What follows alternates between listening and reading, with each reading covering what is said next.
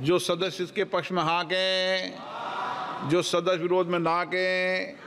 मेरे विचार में निर्णय हाँ वालों के पक्ष में, हाँ वालों के पक्ष पर प्रस्ताव स्वीकृत हुआ। Item number 14 Shri Nityanand Rai.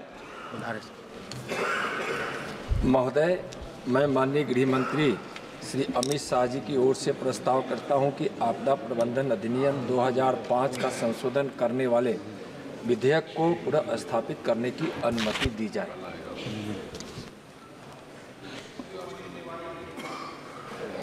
Manish Tiwari ji.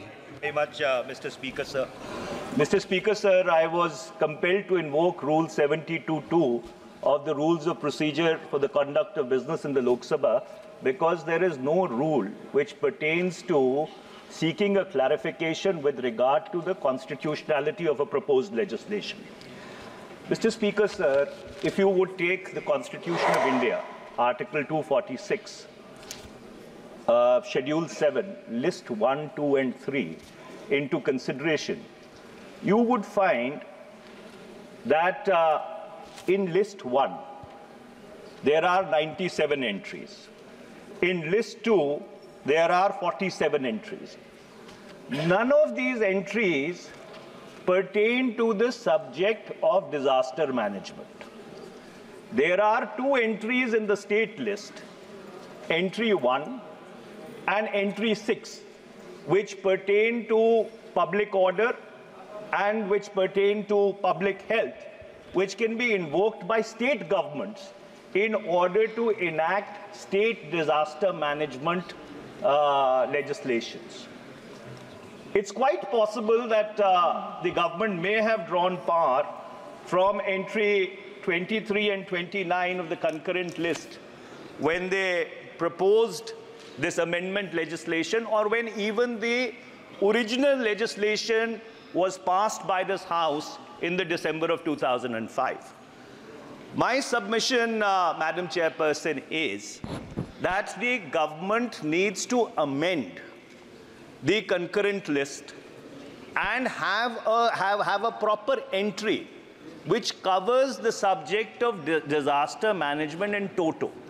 And the reason why I say this is that when a disaster takes place, अगर कोई प्राकृतिक आपदा होती है, कुदरती हो या किसी मानवीय कारण से हो, तो उसके जो फर्स्ट रिस्पॉन्डर्स हैं, वो first responders usually local authorities होती हैं। तो इसलिए ये बहुत ज़रूरी है, क्योंकि प्राकृतिक आपदाएं, ये क्लाइमेट में बदलाव आ रहा है, एग्रेवेटेड नेचुरल डिजास्टर्स बहुत ज़्यादा होने शुरू हो गए हैं, कि जो भी कानून इसके लिए बने, उसकी जो लेजिस्लेटिव पावर है, उसकी लेजिस्लेटिव पावर ठीक तरह से डिफाइंड हो।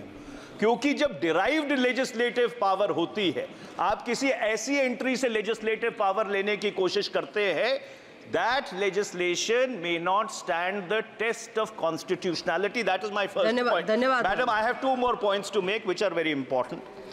The second reason why I am opposing this bill is this legislation, like many legislations introduced by this government, suffers from the malady of excessive delegation.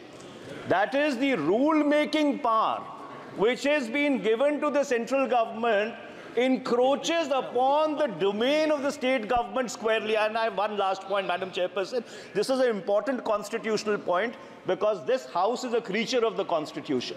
And whatever laws that we make have to be in accordance with those constitutional provisions. And that is why I am making this point. The third point which I seek to make, Madam Chairperson, is that there is... मैं आग्रह कर रही हूँ, bill पर चर्चा होगी तब विस्तार से बात करेंगे। मैडम, मैं बिल पर चर्चा कर ही नहीं रहा, मैं तो आपकी इसकी कॉन्स्टिट्यूशनैलिटी पे चर्चा कर रहा हूँ। लेजिस्लेटिव पावर कहाँ से डिराइव कर रही है सरकार इस संशोधित बिल को लाने के लिए, मैं उसके ऊपर चर्चा कर रहा हूँ, मेरिट्स पर चर्चा नहीं कर रहा। मैं सिर्फ एक आखिरी बात आपको कहना चाहता हूँ। There is a clause 23 in this bill which introduces section 41A. It says that every state government will have the powers to allow its municipal corporations to make disaster management plans except the National Capital Territory of Delhi and Chandigarh. Why? This is a direct assault on federalism and goes against the basic principles of federalism. So therefore, I oppose this bill, and I would demand that the government gives a clarification as to where does it draw the constitutional provisions, powers to enact it. Sir, Madam, under Rule 72(1) of the Rules of Procedure, I oppose the introduction of the Disaster Management Amendment Bill 2024. It's good that the Home Minister at least has not given a Hindi name to the law. Otherwise, he is giving Hindi names to every law. He has saved us. Sanskrit or Sanskrit? Of course, we are Bengalis. We don't understand Hindi.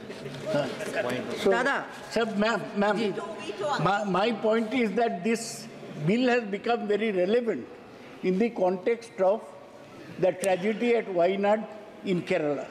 And we find that already, due to multiplicity of authority, there is a conflict between the Kerala Chief Minister and the Union Minister.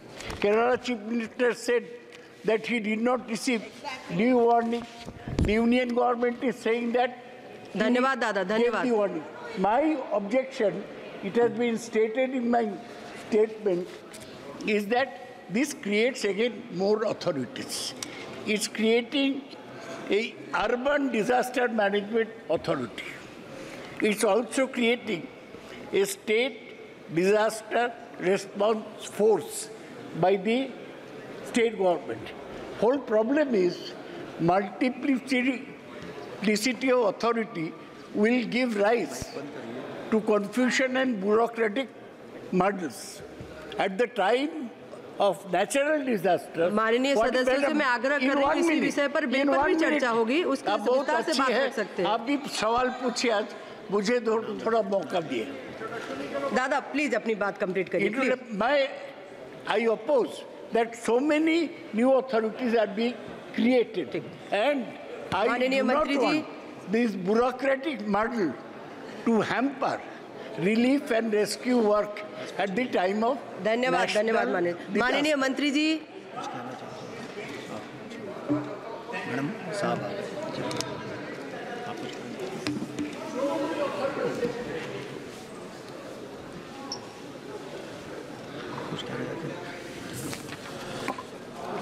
महोदय,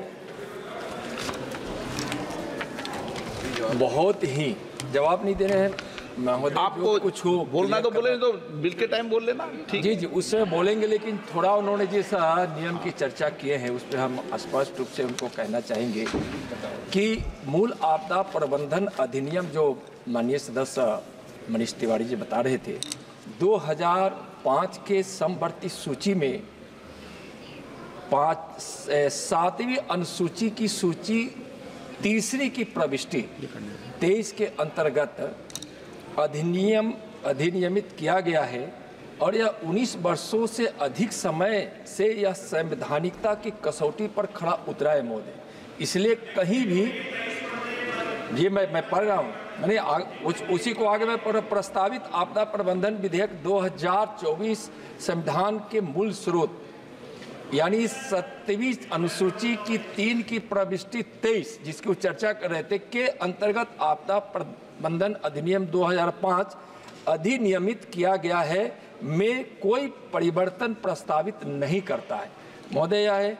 और महोदय, मैं स्पष्ट रूप से कहना चाहूँगा कि जो माननीय शौकत राय साहब ने कहा है और मनीष जी ने भी, कहीं भी ऐसा हस्तक्षेप नहीं है.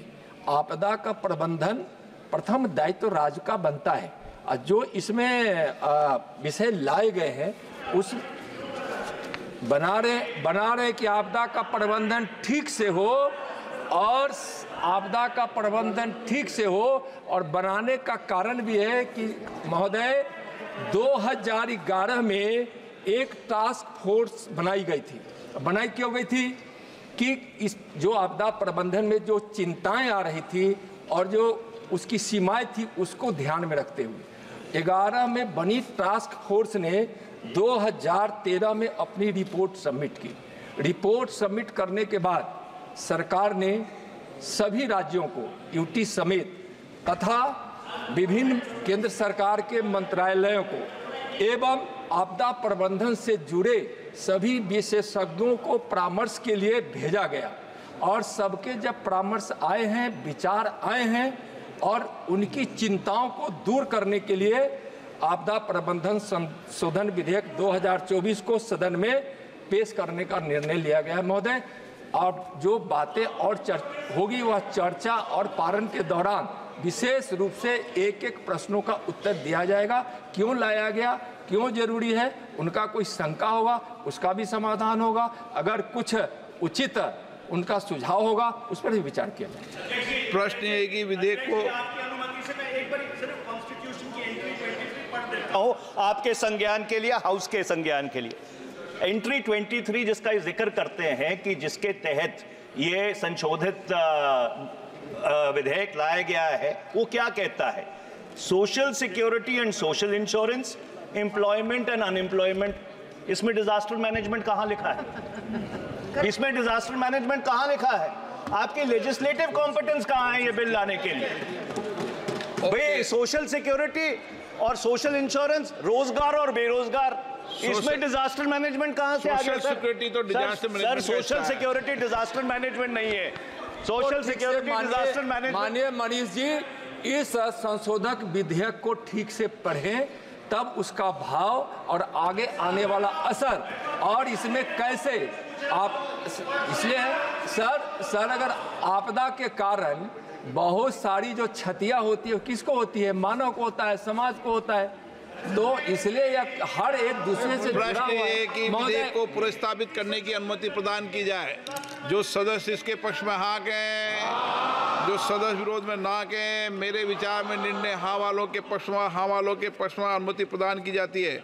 माननीय मंत्री जी अब विधेयक को पुनर्स्थापित करें। महोदय, मैं आपकी अनुमति से मैं विधेयक पुनः स्थापित करता हूँ। आइटम नंबर 15 श्री पंकज चौधरी जी। महोदय, मैं अपने वरिष्ठ सहयोगी श्रीमती निर्मला सीतारमण जी की ओर से निम्नलिखित संकल्प